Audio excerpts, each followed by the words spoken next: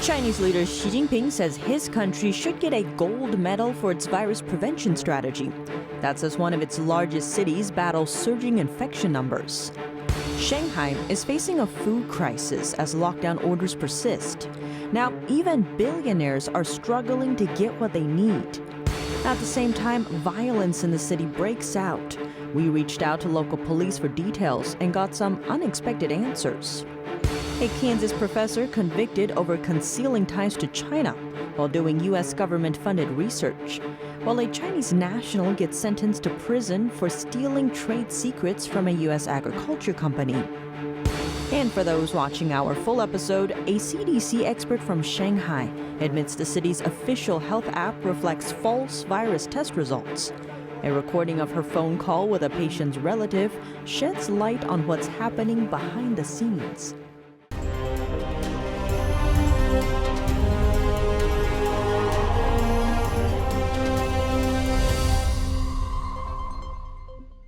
Welcome to China in Focus. I'm Tiffany Meyer. Before we start, a quick thank you to today's sponsor, Shenyang Performing Arts. Have you ever wondered what China was like before the Communist Party took over in 1949? This show depicts just that. Shenyang showcases China's rich cultural heritage and what the regime destroyed, which is why the performance is banned in China. Captivating and uplifting, Shenyang brings to life the legendary heroes of old, portraying the spirituality and deep wisdom present in ancient Chinese tradition. Get your tickets today at shenyang.show/ChinaInFocus. Enter the code CNInFocus with no spaces to waive ticket fees. First, an update on how Shanghai is holding up under its extended lockdown orders.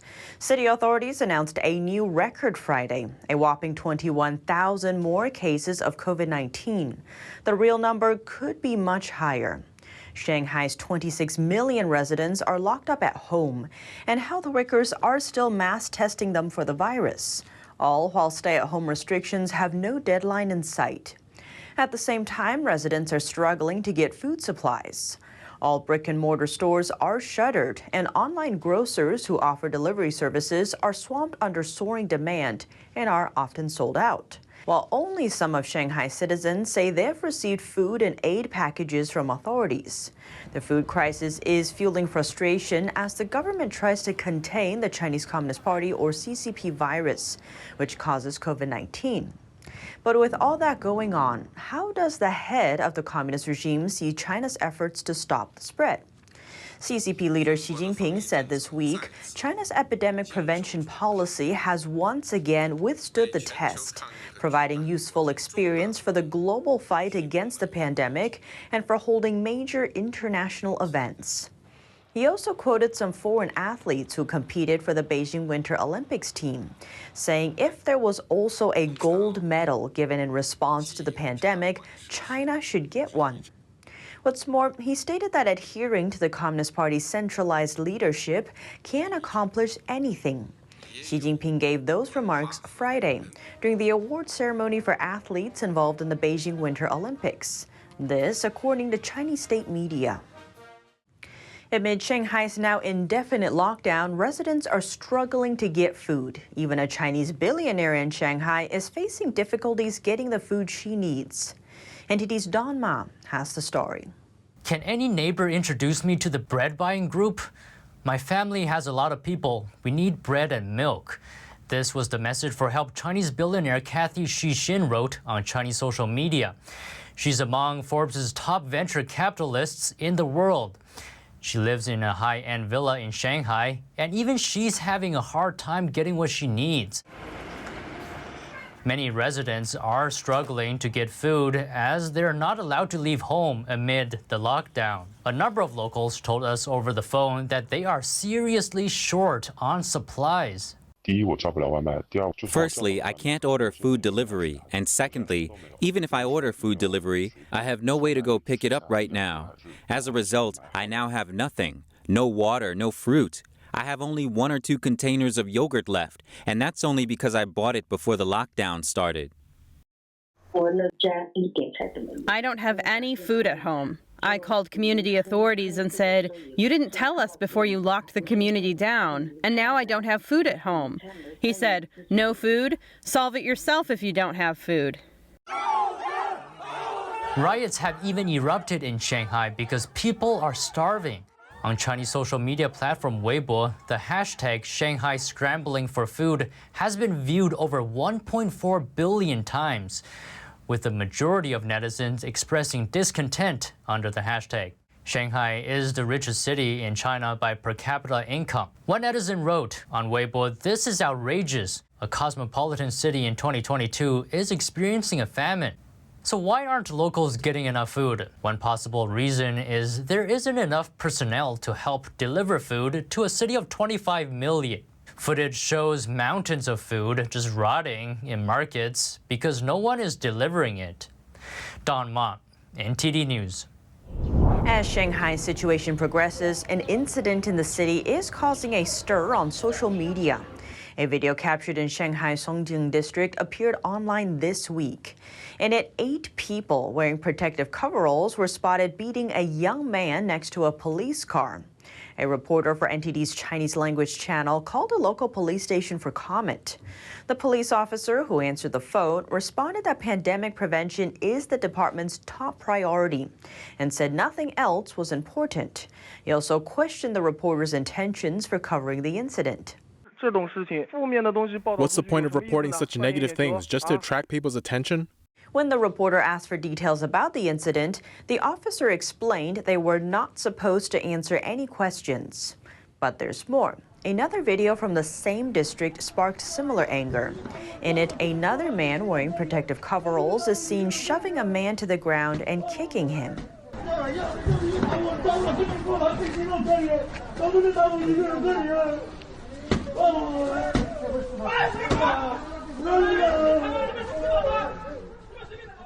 Again, a reporter for NTD's Chinese channel reached out to the local police station. The police officer on duty confirmed the incident. I know about this incident. What do you want to prove? The reporter asked about the man in protective gear and his motives for assaulting the other man. The officer refused to answer, saying it's under investigation. A blogger who retweeted the video said he received a call from the Songjing District's Public Security Bureau Tuesday, asking him to delete his post. According to Shanghai authorities, all 50,000 police officers in the city have been on duty for pandemic prevention control since the current round of outbreaks began. China's strict lockdown rules are causing issues with food supplies.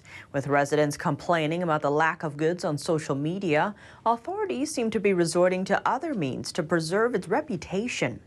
The city of Changchun was completely shut down on March 20th, with residents instructed to stay at home. With retail stores shuttered, locals are forced to buy groceries online. But online food shopping and delivery services are grappling to manage the demand surge. Last week, local authorities apologized for the food shortage and promised to deliver vegetables to the city for residents to purchase. But a number of social media users are saying they've received nothing despite those promises, while others are taking issue with the poor quality of the food deliveries or the extremely high prices. Meanwhile, a related image has popped up on Chinese social media Weibo. A blogger posted a screenshot on the site of what looks like a notice from city officials. It encourages Communist Party members to post photos of the vegetables they received on social media. The post explained the goal was to showcase residents' alleged satisfaction and lead public opinion in authorities' favor. Another leaked document may reveal a different angle of the same effort. The notice directs state-employed internet trolls to organize social media influencers and have them push the same narrative. It also demands that any accounts that don't follow the narrative or voice complaints about authorities be immediately deleted. The leaked details triggered anger on Chinese social media. One user addressed authorities in a comment, writing, quote, "If you do something good for the people and do less of the face projects, people will certainly praise you. But you only care about controlling speech and keeping your job. No wonder people are furious." The Justice Department said on Thursday that a Chinese national who worked in the U.S. has been sentenced to 2 years and 5 months in prison for conspiring to steal trade secrets. 44-year-old Shanghai Tao, who worked for agricultural company Monsanto, pleaded guilty to the charge in January. A DOJ Assistant Attorney General said Xiang conspired to steal an important trade secret to gain an unfair advantage for himself and the People's Republic of China. The prison sentence will be followed by another 3 years of supervised release. Xiang also has to pay a $150,000 fine. In another related case, a professor at the University of Kansas was convicted on Thursday. Feng Franklin Tao was charged for concealing work he was doing in China. At the same time, he was doing research funded by the U.S. government. The professor was one of about 24 academics charged under the China Initiative program run by the Justice Department. The program was launched by former President Donald Trump's administration, looking to counter China's economic espionage and intellectual property theft. The Biden administration ended the initiative this year. That's after several prosecutions under the program failed, and criticism arose that it slowed academic research and fueled bias against Asians. The Biden administration said it would continue pursuing cases over threats posed by China through other means. Next, let's change gears for a moment for an update on NATO policy. For the first time, NATO will consider China in its defense strategy. NATO Secretary General Jens Stoltenberg announced the change on Thursday in Brussels. And for the first time, it must also take account of how China's growing influence and coercive policies affect our security. The alliance will seek to strengthen partnerships with Asia-Pacific allies in several areas, including cyber and new technology development. He said NATO would announce its new strategic concept in June. The comment was made amid Beijing's refusal to condemn Russia and its leader Putin for the Russia-Ukraine war. China instead says NATO should listen to Putin's alleged security concerns. Last month, the UN General Assembly passed a resolution condemning the Russian leader. It holds no legal standing. China, along with 34 other nations, abstained from the vote to pass it. That's all for today's China in Focus on YouTube. We're now sharing a shortened version of our program on YouTube. That's after being demonetized for a year. Full episodes can be watched on our partner platform, Epoch TV. To sign up for a 14-day free trial, please click the link down below. Thanks for watching China in Focus. I'm Tiffany Meyer, and see you tomorrow. Every once in a while, something comes along so masterful, it leaves you in awe. So inspiring, it changes your life. So beautiful, you wish it would never end. When that happens, it's something not to be missed. Shen Yun, an all-new production every year.